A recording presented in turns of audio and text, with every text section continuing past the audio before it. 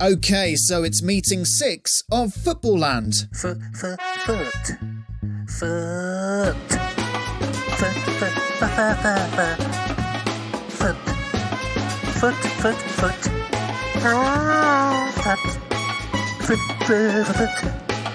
Footballland.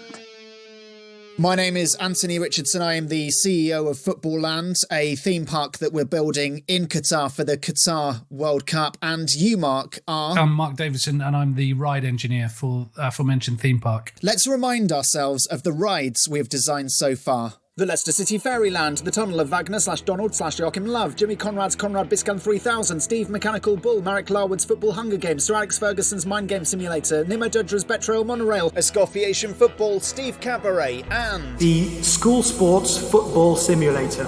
Mark, I'm going to lay my cards back on the table. I know I had my cards on the table a few meetings ago, but here they are off the floor, they're back on the table.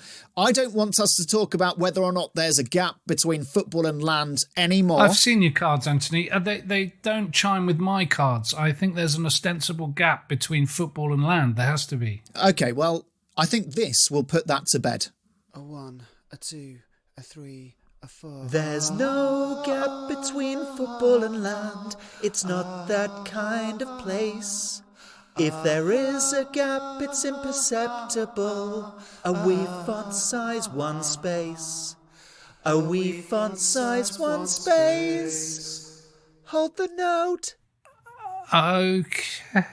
A wee font size, one space. What's that mean? I don't know what that means. A small. We is Scottish for small. They have some different words for no reason, really. A wee font size, one space. I don't know where the emphasis is on that sentence. I can't get that sentence to make sense in my head. A wee font size, one space. That doesn't make any sense. Now, Mark, today's a very special meeting, and thank you for ironing your shirt and putting on a new tie. Yeah, just can't find my trousers. It's the public consultation meeting number 1. We have a Patreon at Footballland. I know we have $1 billion to spend, but it's not enough. And for that reason, we do have a Patreon system. One tier is, if you like our stuff, you just pay. I've never really understood that tier. The second tier is, if you have any ideas for rides at Footballland, you can pitch them to us, and we're legally contractually obliged to discuss them. So these are things that I've got to design, but we haven't come up with. I think we need to separate the park into those bits that I have done, that I've worked on because we've come up with it, or a guest has come up, a proper guest rather than these people, and a far-flung corner of the park where it's just stuff that randoms have chucked our way. Idea 1, this is from someone called Matt Whitworth, who also sponsors the car park. Nigel de Jong's Clog Flume. Nigel de Jong's Clog Flume. Matt Whitworth says that Nigel de Jong's Clog Flume is like a log flume, but you ride a clog, and at the bottom of the flume, you smash into Xabi Alonso. Amazing, yes. I actually think that's a great idea. That's referring to the 2010 World Cup final, isn't it? When de Jong did a tackle that was so high, Xabi Alonso had stud marks on his chest. There's so much potential for water rides at Footballland, as you know, and the public love water rides, especially in a desert.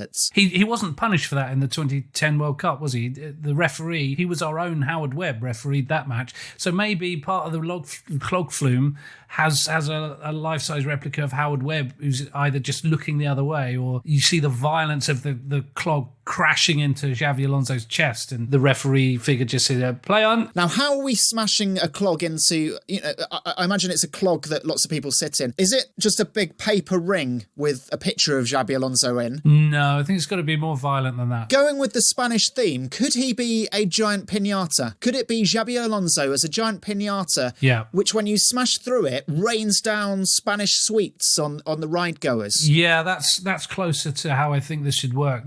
That gets across the sheer bone-crushing violence of the actual tackle. Yeah, it's water though, isn't it? So if we had like boiled sweets, they'd all dissolve. Instead of water, how about this? Sweat. Yeah, why not? We could get every player around the world after a game to wring their sweaty shirt into a bucket. So if we have like a reservoir of players' sweat, it's more in keeping with the theme of Footballland. Or spit. Footballers spit, don't they? So we could collect spit. Should the clog be filthy inside? De Jong was famously labelled one of the world's dirtiest players. In fact, L'Equipe magazine in France, that's French for equipment, in 2015 labelled him as the dirtiest player in the world. How would you keep the clog filthy when it's in water? And is there a worry that people just think, oh, that's a really dirty clog, why am I going to sit in that? Well, I don't know about you, but if I see a dirty clog, I definitely want to get involved. Okay, so that's idea one. Shall we vote on that? All in favour, say aye. Aye. I think the World Cup final in 2010 would have been a whole lot more interesting if everyone had worn clogs. Now, idea two, Jason Mather has got in touch to say the Cristiano Ronaldo Hall of Mirrors. Instead of fun, warped mirrors like in a traditional carnival, Footballland offers the sort of experience Cristiano would prefer. Just an exhibit full of regular mirrors accented by flattering lighting with a hint of Axe body spray pumped through the ventilation system. The Cristiano Ronaldo Hall of Mirrors. Oh, look at my lovely abs. So it's a hall of mirrors, but they're all normal mirrors. Yeah, most people don't look like Cristiano Ronaldo, though, do they? So it's not going to quite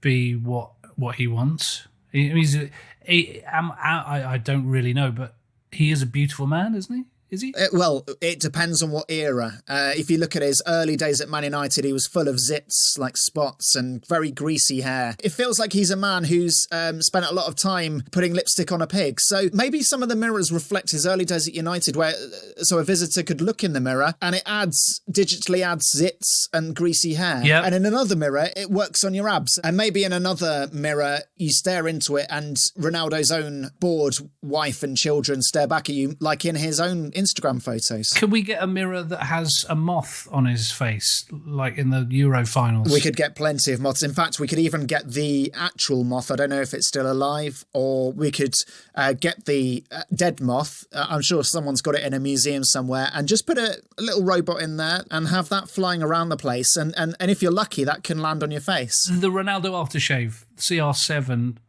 with the tagline "Smells like greatness." That's a key feature of his brand. I think we should pump that in through the ventilation system so that everyone smells like greatness. You're absolutely right about the product placement. There has to be heavy product placement throughout.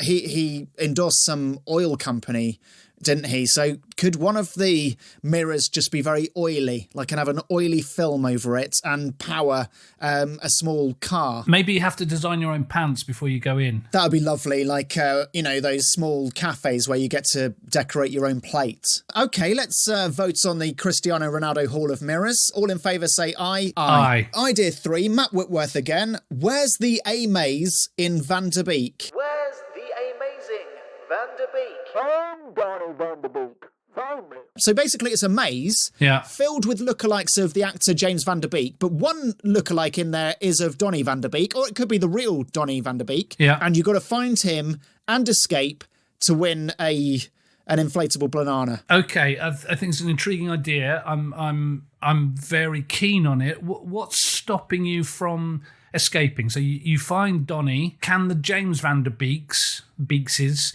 can they use force? I mean, for the sake of the ease of talking about it, what is the collective noun for a bunch of James Van der Beeks? A creek of beaks? I think it's a creek of beaks, yes. I mean, James Van der Beek did do a lot more than Dawson's Creek. He did play Dawson in many other films and TV shows too. Yeah. Going back to what's stopping you from escaping, I'm imagining it as a giant Pac-Man maze. There's 4 James Van der Beeks in there. You're there to get to rescue Donny Van der Beek and escape at the same time. How do you rescue Donny when you find him? And what if... So he's a midfielder, he's quite big, even though he's young. What if a 5-year-old boy finds him? Has he got to give him a fireman's carry through the maze of Creek of Beaks? More worrying, I think, is that to date, Donny Van der Beek hasn't featured that many times at Man United. So will people even recognise him? And will they be slightly underwhelmed once they do find him? Imagine if you mistake one of the bit part actors from Dawson's Creek for Donny. You go to the trouble of dragging him out and then find out if you've not got a Donny, you've got a Nonny. Just a quick one, you can shoot me down on this, but just to make it easier for the 5-year-olds playing, could we change it from a maze to a giant grab machine where, you've got one of those giant claws and you've got a pool full of James Van der Beek lookalikes and you've got one Donny van der Beek, and then you've got to use the claw to grab one out, flailing around. Yes, I think that's a good idea. I have been doing tests in the lab with human kind of claw machines. It's not gone well. There's a lot of test subjects without ears. I've had plenty of excited children thinking they've struck gold, and actually all that comes out of the machine is just a bit of an ear. Let's keep it Pac-Man. Let's keep it the maze. Let's keep it James Pac-Man van der Beek. Pac-Van. All in favour of Pac van der Beek, say aye. Aye. Idea 4, we're back to Jason Mather, who has the Adebayo Akinfenwa leg like a treehouse. The Adebayo Akinfenwa's legs like a treehouse. Friends, come climb on my legs. He says, very much like the Swiss Family Robinson treehouse here at Disney World in Florida.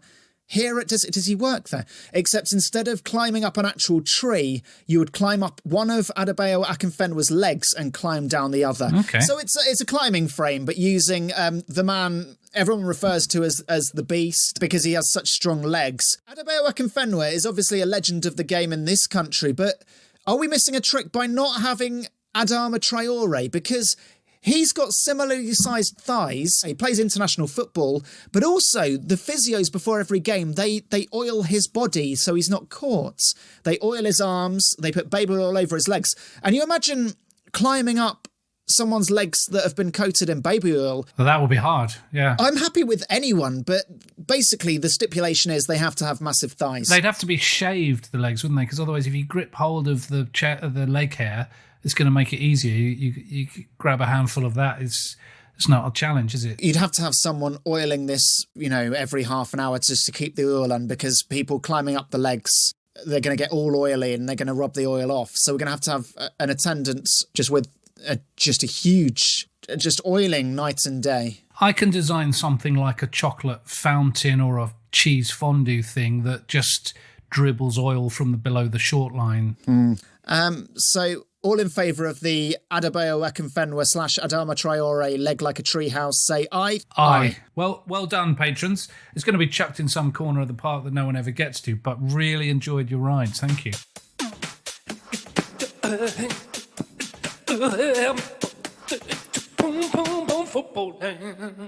So we're very pleased to welcome Pete Donaldson into the Footballland offices. Pete is an English radio presenter who worked for Absolute Radio from 2011 to 2019 and is currently one of the presenters on The Football Ramble, Wrestle Me and the Luke and Pete Show podcasts. He also co-hosts Abroad in Japan, a podcast with Chris Broad, where he's featured as a certified Japanophile. Okay, next it's me. Hi, Pete. Hi, Anthony. We're not really going to get too much into small talk, but I do have a quick...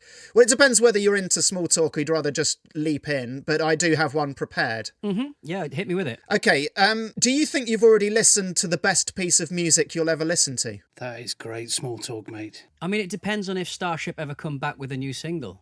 Can you name many bands or groups who have had a long sort of... hiatus and then come back with material better than their original? Yeah, and the Beatles' Free as a Bird. That was from Beyond the Grave, wasn't it, that one? Yeah, it surprised me. Can I jump in on the small talk bouncy castle? Sure. You're going to tie me out? I mean, am I going to be too tied up for my pitch? No, I think you'll like this. I'm furthering what Anthony started. What about film? Yeah? Have you ever just listened to a film? Yeah? What do you mean? Well, do you think you've listened to your best film? So, without watching it? No, without watching it, yeah. No. This. Like, so you're asking him if he's closed his eyes for an entire film and listened to a film? Yeah. All right, Pete, have you ever done that? No, I can confirm I've never done that. Oh. Okay, well, that's the small talk done. Let's get on with it. Pete Donaldson, we're just going to ask you to audibly sign a waiver. You, Pete Donaldson, are handing over full ownership of your ride idea to Anthony and Mark and its permanent place in Footballland, and you're swearing on a copy of Shoot magazine from the year 2000. Just to prove you've got a copy, which footballer is on the cover? It's Sol Campbell. Sol Campbell, that's interesting. At the time in 2000, I imagine he was playing at Tottenham. And I think that the sponsor back in those days was Hewlett-Packard. Great printers, great experience. What is your idea, and what is your idea? That's the same question. Have you guys decided on the whole football land with the imperceptible space between Okay, me. okay, mate. All right. I'm just saying. I'm just wondering who I'm pitching to. What's your view on how we should spell it? I think there needs to be. I think there needs to be a space. I think there needs to be a space. Right. I think you're thank fooling you. yourself if you think that the three L's together is going to look in any way Yep. sensible. Right. There's a small imperceptible, as the song goes, a wee font size 1 gap. Which doesn't mean anything. A wee font size 1 gap. A massive you proper gap couldn't- because it's 2 words is what the lyrics should be. Does whether it has a space or not affect what you're pitching, or whether indeed you even are pitching? I'll begin my pitch then, gentlemen. It's got off to an awkward start.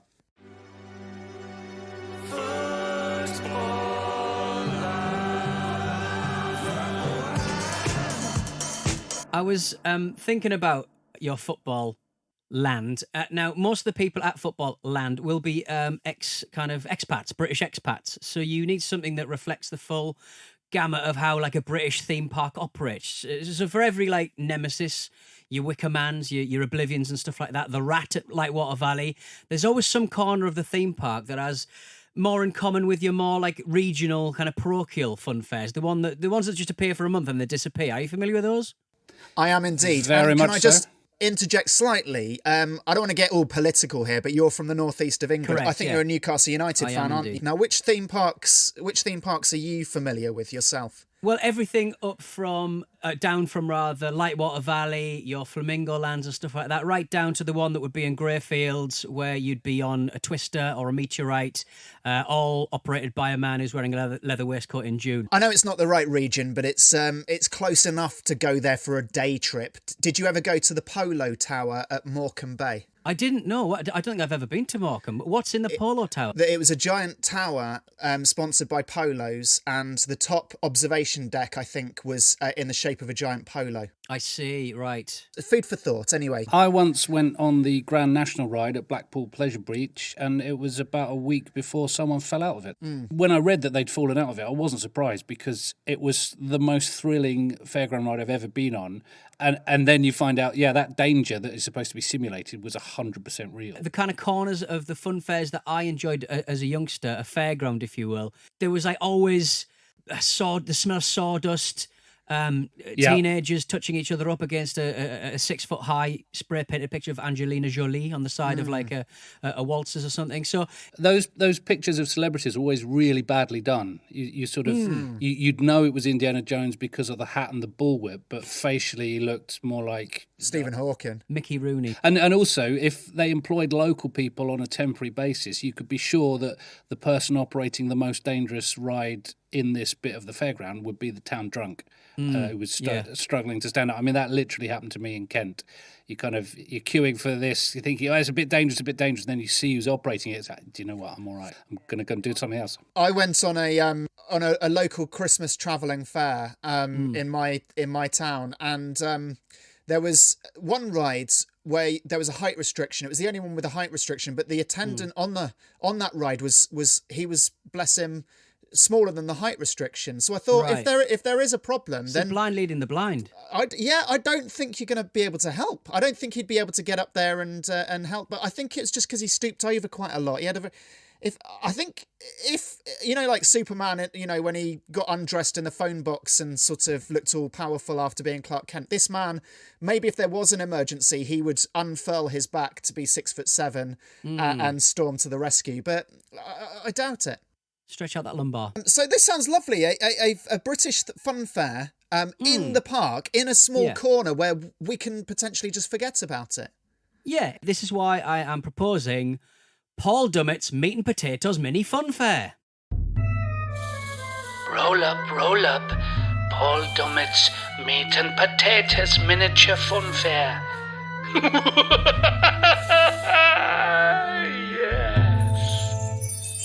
Paul Dummett, a defender for Newcastle United, who I believe is still there despite any evidence of him actually playing. Have you contacted him? Is he up for it? I've only got 2 footballers' numbers in my phone. I can't tell you who one of them is, but the other one was Peter Beardsley, the Newcastle United player. And I only know that because someone I knew worked for UPS in the northeast area. Oh, right. That's interesting. If we can't get Paul Dummett, then we're in for Peter Beardsley. Yeah. He'll be fine working with the guitarist, won't he? Yeah, I mean, don't have him on the mic. He says some terrible things. Don't put him on the Arabian Nights ride. He'd have some strong opinions about that, I imagine. Well, I actually imagine closer to home, the magic carpet ride at Chessington he would have had problems with. Although on the plus side, if you made a bigger version of his face, you could slide down the side of it. That could he could be a ride himself, couldn't he? Be bobbly. So the actual rides, I mean, you've talked about meat and potato funfair, but what is the meat and potato? What is the meat and potato of this funfair? I mean, the coup de grace, so to speak, the piece de resistance is definitely the self-driving Dodgems. Right. So, the classic meat and potato fairground ride of Dodgems, but with a Newcastle United spin. Each Dodgem will contain a Newcastle United star who would do all of the crashing and bashing for you. Each and every one of the footballers who are driving each individual car will be a player who's been banned from driving while at Newcastle United, if that makes any sense. And how many players have been? Is there enough? It feels like there's enough Dodgems. Well, look, Kevin Keegan, Titus Bramble, Danny Guthrie, Niall Ranger, he got banned from a little bit of drinking driving. Danny Simpson, Demba Ba, Hatton Ben Arfa, Kevin Nolan, all banned from driving while at Newcastle United. So I'm just thinking, get them in a car each and they can drive you around and bang around as much as they get something out of it, you get something out of it, no one gets hurt, and the stooped man lives to fight another day. And are they all hammered? Well, I think that particular part would be against health and safety, but I wouldn't put it past Niall Ranger, who repeatedly has been arrested for that kind of caper. It's not just the Dodgers though, guys.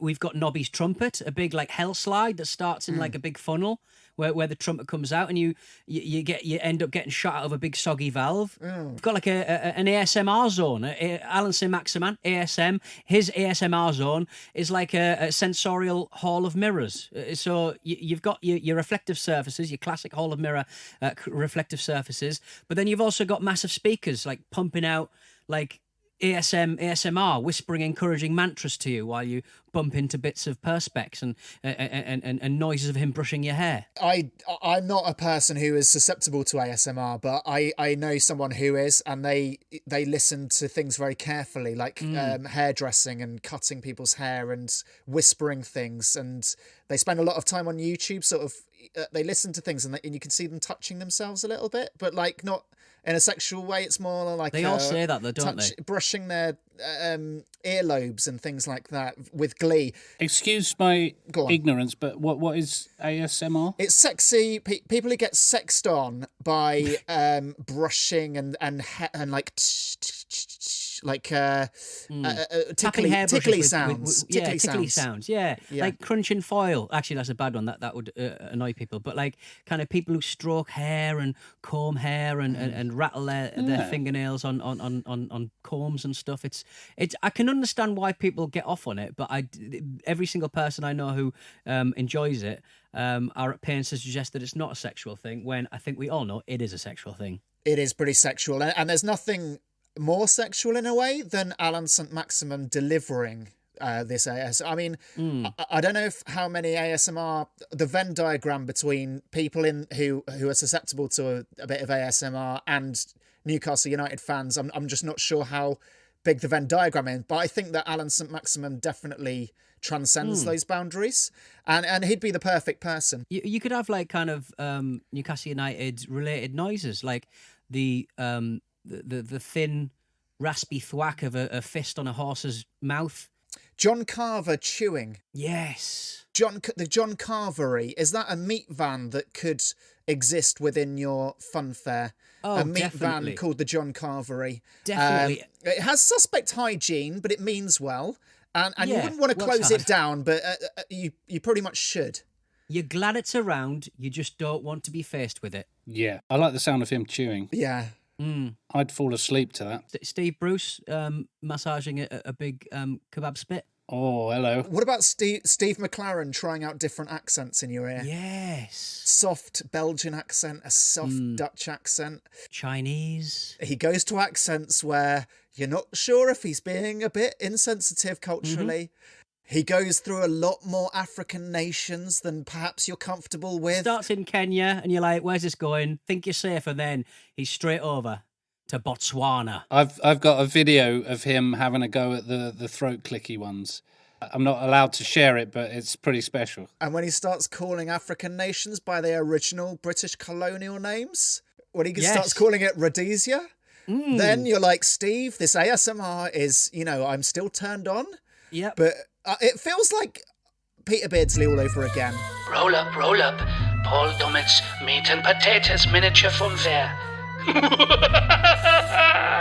Yes. Very quick question for you. Are you open to other exhibits, or is that very much a closed shop? For example, if you had a punch-out game where you've got to recreate the fight on field between Kieran Dyer and Lee Bowyer, where you've both got gloves and you've got to hit that dinghy bell, but the dinghy bell is in the shape of each other's faces. Anything like that. I think having a lovely bit. I think with the punching of the Kieran Dyer and the Lee Bowyer, I think it'd be really nice to have.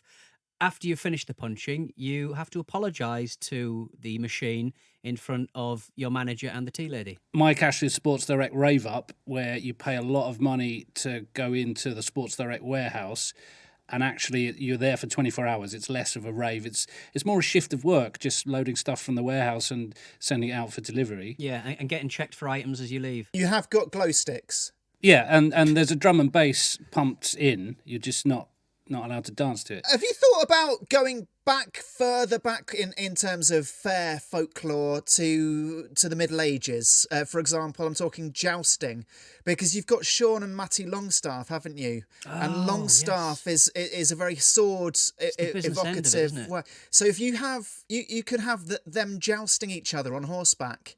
And then you could all go up and punch the horse after. Who wouldn't want to see one of the Longstaffs getting knocked off a horse by a Longstaff? It works for me, Anthony. I'm in.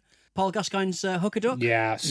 Like the old classic. You got a hook a duck and you win a prize. I'm thinking Gazza, fishing rod, fishing for little cooked chickens in a bowl. Yeah. How disappointing will this funfair be to the watchers? I mean, what's the appeal to anyone outside of Newcastle apart from watching it with a sort of morbid curiosity? And that's fine. Well, I think that's kind of the lure of watching Newcastle United anyway. They've been middling to terrible for such a long time, but they've never stopped being a wonderful scene for rubbernecking. And it's car crash stuff, and things will be on fire. The smell of roasted chestnuts will mix in with the blood-curdling screams of damaged visitors. It really will be a smorgasbord of offence. And how passionate do you have to be in there? I'm imagining very passionate. More passionate than anyone else without much to back it up? Yeah, exactly. And anyone who is in the park who isn't a Geordie will be judged horrifically. What's the dress code? Jeans and a Newcastle shirt. Right, but you can take that shirt off, can't you, if you get too hot? Of course. Too hot for the Geordies is sort of -4. Then it's getting a bit toasty warm, isn't it? How is this going to work in Qatar, by the way? Yeah, I think we might have to have it in an iced arena or something. We've been talking about temperature control for a while. The trouble is we're building a theme park in one of the hottest places imaginable. It's not conducive to your theme park enjoyment for many people, but for us that's a plus, because we can play around with the atmosphere using some of the money we have accrued. My one slight concern about building an area that's devoted to Newcastle, we're not going to open until the World Cup in 2022. Can you be sure that Newcastle will still exist by then? Paul, the legacy of Paul Dummett, you would imagine, would be one that prevails. Well, you'd hope so, yeah, kicking his meat and his potatoes around. Could we have him there doing keepy uppy with some meat and some potatoes? When he's not on international duty, yes. And if not, you could always get Javier Manquillo. Yeah, or any of the other plodders we've signed in the last 10 years. Okay, right. Well, I think we're ready to vote on the Paul Dummett meat and potato funfair. After 3, Mark. 3, 2, 1, aye. Aye. That's unanimous. That's Congratulations. Thank you very much. How do I build this, guys? I mean, presumably there is some very cheap labour out there right now. This is very much a British built park. We'll be recruiting next year, but rest assured, we've seen how it's done. Your Amazons, your Mike Ashleys of this world, I think we can cut the labour down quite considerably. And we wouldn't need toilets. Toilet breaks not allowed. No, none of that. First ball.